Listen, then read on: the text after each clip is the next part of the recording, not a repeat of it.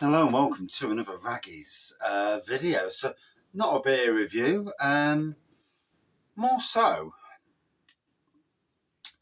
like a question, really. To the masses, to everybody who watches beer reviews and the beer community.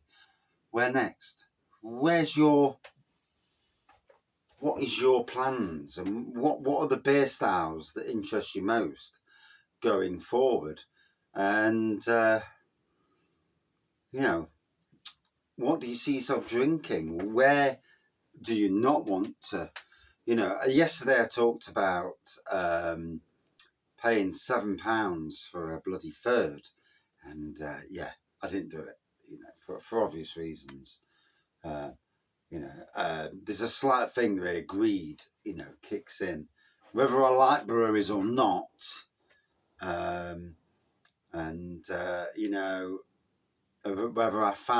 whether I'm a fan or not of certain breweries, locally or nationally or internationally. There's a thing that says, whoa, no, I'm not going down that road. Because if you do it once and they think that's acceptable, then where does that bar increase? And no, I'm not having it. Like most people, cost of living crisis has made me rethink. Oh, hell, got a bloody hat on the floor. Made me rethink about beer, cost of beer, and I'll be absolutely honest. I absolutely love the world of beer. So it's not me having a dig at the world of beer, but it is. It's interesting to see where we're going to go. Personally, I am lucky. I live in the East Midlands. The East Midlands has got some of the most amazing breweries in the country. I mean, yes, I might be slightly, what's the word? Slightly a fan of them. But I'm also a fan, but I'm also a critic as well. Some of the breweries have royally annoyed me with some of their, the way they are, and jumping on bandwagons, and then all of a sudden, when it suits them to leave the arena that they claim to be a part of. But, when we've got breweries such as Thornbridge, Buxton, Neon Raptor, Black Iris, Liquid Light, Bang the Elephant, Alter Ego, Castle Rock, Blue Monkey. That's just a few of the breweries. Magpie, and the list is literally endless. It is a stunning list of good breweries, all on the doorstep. Breweries that are both craft beer, modern, traditional, some who do a bit of both, and whether they're successful or not in that, well, only they know that. And it's not for me to venture into that area because I don't see what they sell and what they don't sell. So, I don't know. But I know the ones that are doing well, seemingly. And for me, where next? As I've already said, I'm not overly impressed with paying silly prices. I'll pay a good price for beer, but I'm damn sure not going to pay silly prices. I know that duty is a thing. ABV is a bit of a killer. But you only have to look at what some breweries of a similar size charge for their beers. And then what others do. And it's like, oh, hold on a minute. How can a brewery that's both local charging, say, £6 for an impy stout and another one charging £9? And it's like, where's the difference? Yay, you know, there may be differences, but again, you know, what's going off? You know, is there something? Is it a fact that they just want to earn more profit? Has more gone into making the beer, but the beer is the same percentage? I understand it was a barrel aged beer. It's been sat in the barrel, but yet you still brewed the beer. It's sat in the barrel. You're not doing anything, and I get this, and I know this myself because, you know, there's a cost of a barrel to brew the beer, to put the beer in. But let's be fair, the beer is sat in the barrel. It's not costing you money, really, apart from the fact that you brewed it in the first place. And you've probably brewed it a year ago before a lot of this, you know, this latest round of crap has come in. Me myself, what interests me? I think trying new homebrew kits interests me. Both brewing a kit, you know, normal kits, and then maybe all grain, you know, going down all grain recipe routes. But in a kit, I don't fancy prattling around, you know, because that's how I made mistakes that other time. I need a kit where you've got full instructions so I know what I'm bloody doing. And maybe doing clones of beers, but doing clones of the beers when they were good. You know, not shite, as some of them are now.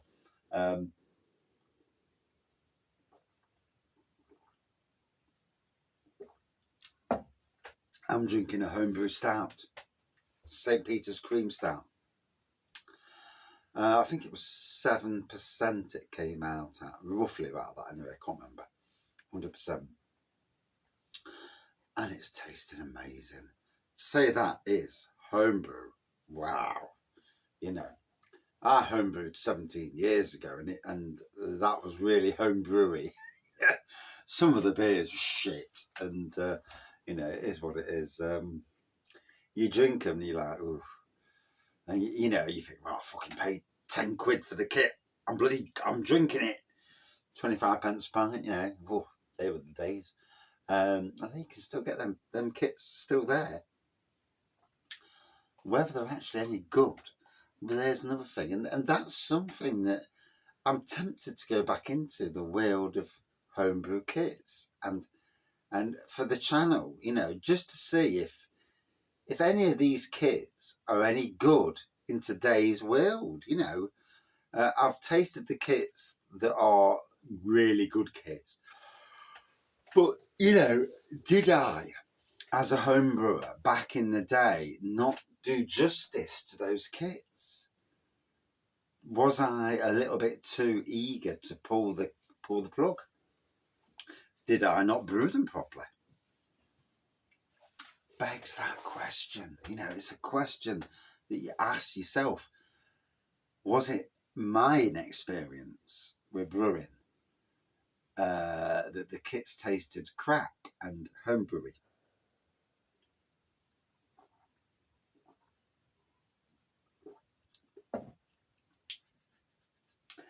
I mean, I've tasted the Simply range of beers, like the Simply Ginger Beer, Nuki Brand and all that.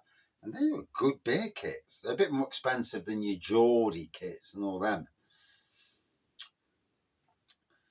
But, yeah, it's interesting. And kind of got off on a curveball there. So what next? Like I say, I do want to do more home brewing.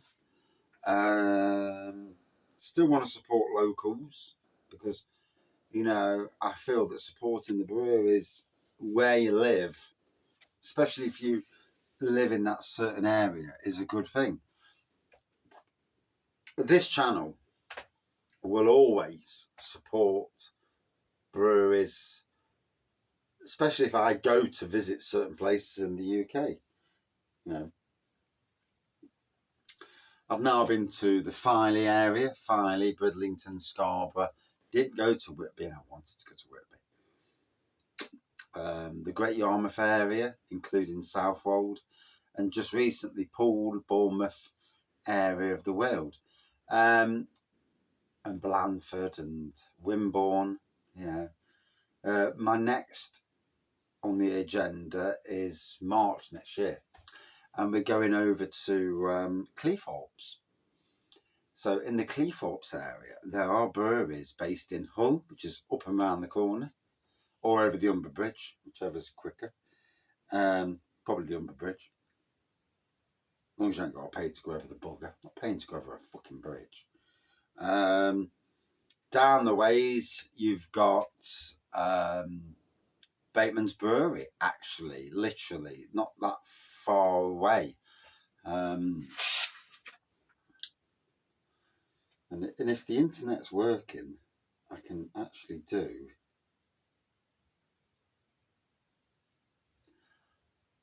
There we go. Oh, it says SIM card not found. Oh, it's not having it. I was going to go, how far is Bateman's Brewery to Cleethorpes? Just out of curiosity. But while we're in the Cleethorpes area and we've literally not got that far to travel, then it'll be an interesting thing to visit, certain places in the vicinity.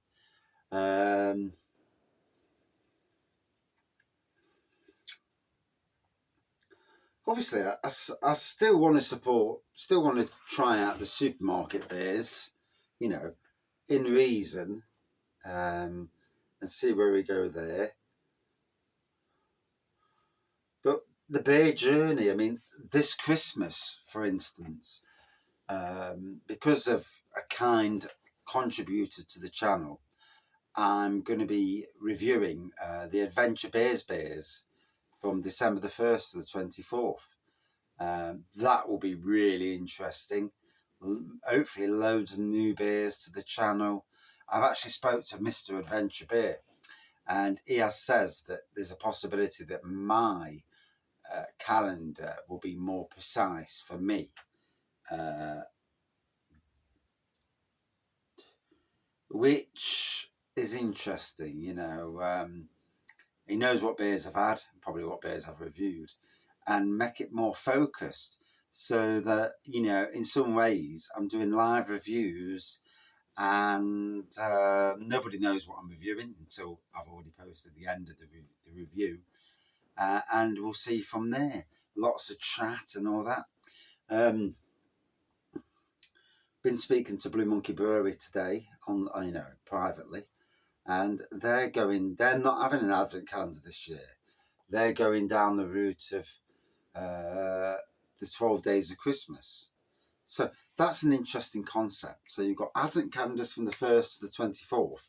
Then you've got the 12 days of Christmas, which is from December the 25th onwards. So obviously when you get your Chrissy present, and they're doing a core beer kit, 12 core beers, but then also doing like an Impy Stout, big Impy Stout brew. And, depending on how much the prices are, I may well go down the Impy route, because that would be something. And especially if it's big, bad, arse busting Impies, especially if they're 330ml cans. With the duty on Impies at the moment, it makes it sense to stick to 330s because of the cost. And when we think about, the cost of things, a third, like £7. Now that's a third of a pint. So a third of a pint is 568 mils. So we'll talk 570 for ease. So 190 mils is a third. So when you think that a third, maybe we'll talk about that £7 jobber. So that means that if the bottle is a 330ml bottle, that bottle is, 370s, like, what is it, £14. So yeah, that is interesting. So,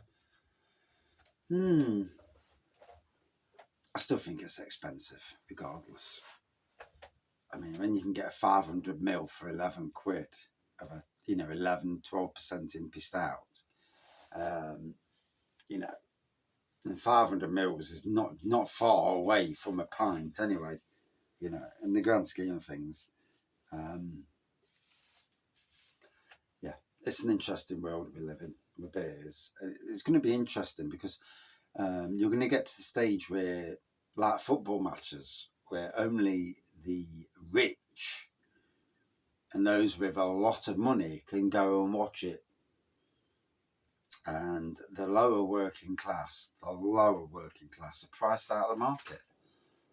But the thing is it's the lower working class that are the ones that put the most money in the grand scheme of things.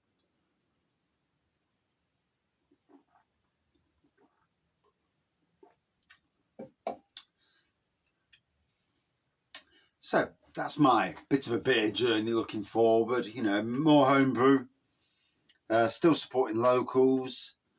Beer advent calendar, at least one on the agenda. 12 beers of Christmas. Yeah, I'm liking that. I am liking that. That kind of extends the live Wraggy beer reviews, especially if I've got something proper to review. And mightn't that be the thing with a lot of these breweries out there, that you have an advent calendar and then you have a super special 12 beers of Christmas calendar. Because some people don't want to be buying you a bloody advent calendar for December the 1st, because Christmas is December the 25th for obvious reasons. So, yeah, it's interesting. Out there, are people interested in buying advent calendars, or would you rather have 12 beers of Christmas instead?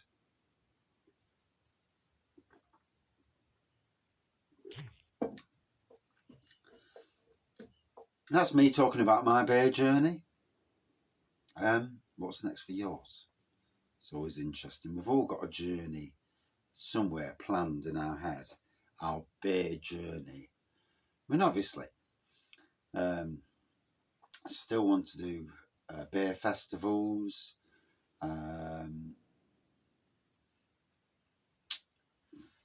got the Wraggy collabs that are coming up soon. The beers should be online by mid-November, I would have thought.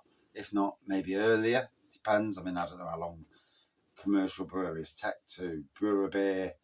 And I know it takes about 5 days to actually brew a beer, to ferment it. But how long it sits, and then gets into the public domain. That sounds interesting. And 2 Wraggy beers with Alter Ego coming up. Alter Ego, the first local brewery to do a Wraggy craft beer with me, proper. And obviously still got massive thanks to Lincoln Green for the trad beer, but this beer is a beer that I actually chose to do the flavours and that, and so it's massive for me. And kind of calms down some of the disappointments from yesteryears with breweries that have maybe promised things and certainly not come to fruition. But we'll see. We'll see on that side of things, as always. But yeah, that's me talking about my beer journey. What's yours? Where do you want to go? What do you want to do next? We've all got a plan. Cheers all.